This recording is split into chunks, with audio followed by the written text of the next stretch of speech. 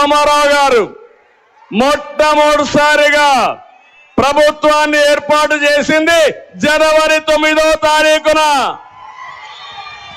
అదే రోజు ఇక్కడ మీటింగ్ పెట్టుకున్నాం.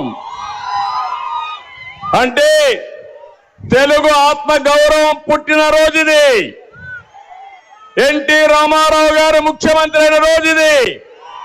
తెలుగు జాతికి దశ దిశ నిర్దేశించిన రోజు ఈ పండగ రోజు అని చెప్పి కూడా నేను మీకు తెలియజేస్తున్నా. ఇదే సమయంలో ఇక్కడ భూమా నాగిరెడ్డి కూడా ఈ రోజే పుట్టాడు.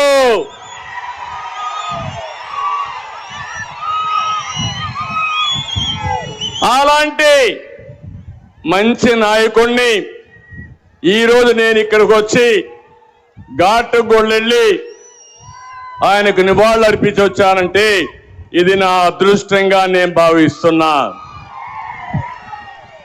ఈరోజు నేను ఒకటే మిమ్మల్ని అందరినీ కోరుతున్నా, 5 సంవత్సరాల వైఎస్ఆర్ కాంగ్రెస్ పార్టీ పాలన పేదవాళ్ల పాలిట శాపంగా మారింది.